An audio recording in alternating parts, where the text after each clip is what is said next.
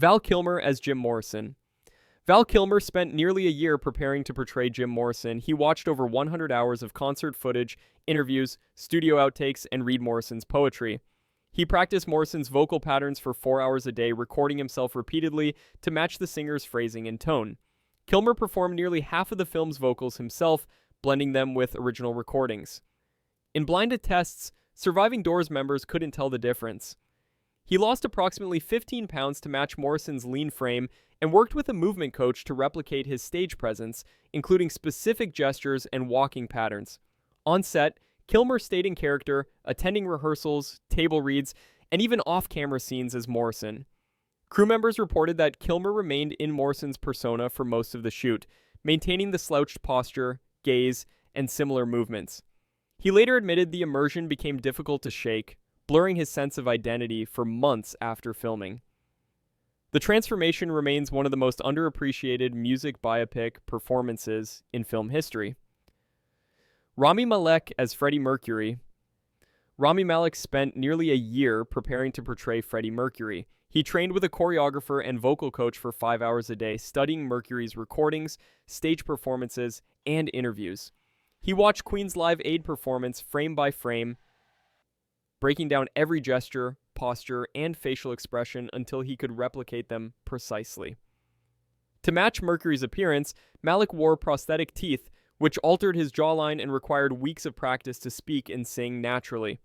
The film's vocals blended Malek's voice with Mercury's recordings and singer Mark Martell's uncanny sound-alike performances. Director Bryan Singer was fired mid-shoot. Malek maintained focus, working with replacement director Dexter Fletcher to finish on schedule.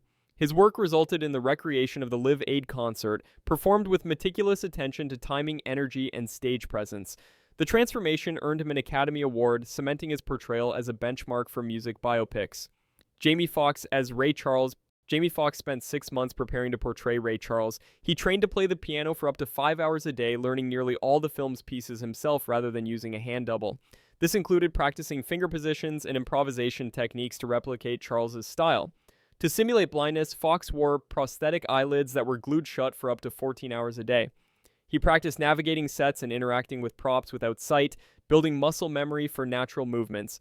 He also studied hours of interviews and live performances to capture Charles's vocal patterns, speech cadence, humor, and improvisational phrasing. Foxx met with Ray Charles before filming, bonding over music. Charles gave his blessing before passing away in June 2004, months before the film's release. On set, Foxx performed all piano sequences live, ensuring the music aligned with both camera angles and the emotional beats of the scenes. The preparation earned Foxx an Academy Award for one of the most celebrated biographical portrayals in modern film. Lou Diamond Phillips as Ritchie Valens. Lou Diamond Phillips spent 4 months preparing to portray Ritchie Valens. While Los Lobos provided the vocals, Phillips learned every chord, strum, and hand movement Valens used on stage to ensure authenticity in his performance. He practiced guitar techniques for 2 to 3 hours daily to replicate Valens' posture and finger work. Phillips also studied Valens' Mexican-American heritage, including accent, cultural mannerisms, and personal history, to accurately convey the character's background and identity. He spent time reviewing interviews, archival footage, and photographs to capture the nuances of Valens' youth and stage presence. Phillips focused on replicating Valens' energy and optimism. He worked closely with the production team to reflect the historical context, including costume accuracy and the recreation of iconic performance spaces. During the film's tragic sequences, Phillips relied on researched accounts of Valens' fear of flying, vulnerability, and emotional depth without over-dramatization.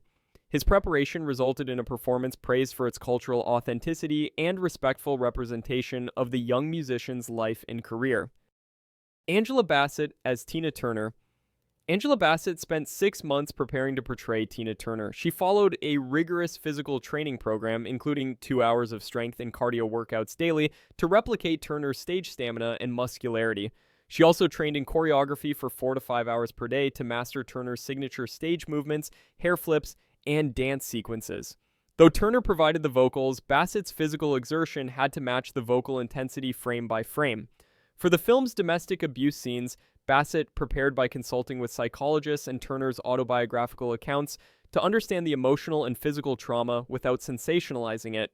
Co-star Lawrence Fishburne later stated these sequences were the most emotionally demanding of his career.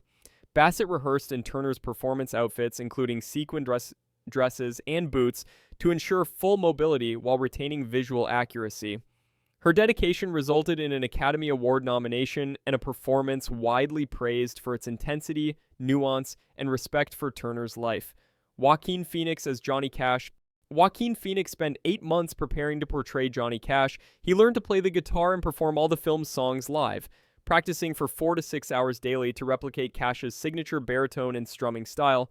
Unlike many biopics, Walk the Line featured Phoenix's own singing throughout, despite never having sung professionally. He studied hundreds of hours of concert footage, interviews, and archival recordings to understand Cash's posture, hand movements, and subtle expressions during performances. Cash often used the pauses and stillness Cash often used between songs, conveying as much emotion in silence as in performance. Phoenix also researched Cash's personal struggles, including addiction, grief, and his complex relationship with faith, to bring authenticity to the dramatic and emotional scenes. He later admitted the role pushed him to emotional exhaustion. His commitment to live performance, technical accuracy, and emotional depth resulted in an Academy Award nomination and a portrayal widely regarded as one of the gold standards for music biopics. Taron Egerton as Elton John. Taron Egerton spent approximately 6 months preparing to portray Elton John. He trained on piano for 4 to 5 hours daily, learning every song he performed in the film, including correct hand positions, timing, and finger movements. Egerton worked extensively to match the tonal quality, phrasing, and range of Elton John's voice without relying on dubbing for the majority of the songs. For the film's more flamboyant sequences, he rehearsed choreography and movements for 2 to 3 hours daily, adapting to oversized costumes, wigs, and performance props. He spent time with Elton John himself to study personal anecdotes, emotional triggers, and the singer's mannerisms offstage, giving insight into the character's loneliness, struggles with addiction, and pursuit of acceptance. The film blurred fantasy and reality, requiring Egerton to transition between grounded drama and theatrical musical sequences. His preparation resulted in a Golden Globe win for a performance that balanced technical precision, emotional depth, and the theatricality central to Elton John's persona. Austin Butler as Elvis Presley. Austin Butler spent over 2 years preparing to portray Elvis Presley. He trained daily with vocal coaches and movement specialists to replicate Presley's singing style, speech patterns, and iconic dance moves.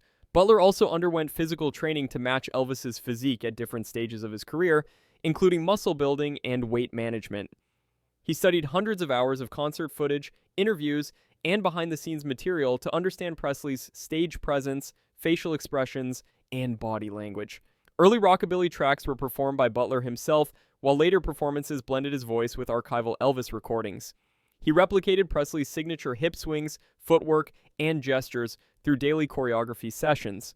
Butler also worked with costume and makeup teams to recreate Elvis's evolving appearance, from young performer to Las Vegas icon, including wigs, period-accurate clothing, and prosthetics. He maintained Presley's accent off-camera for months after filming Wrapped. He spent significant time learning the subtleties of Presley's personal life, including his struggles with fame, isolation, and health issues, to portray the emotional complexity behind the public persona. The resulting performance earned Butler a Golden Globe and an Academy Award nomination.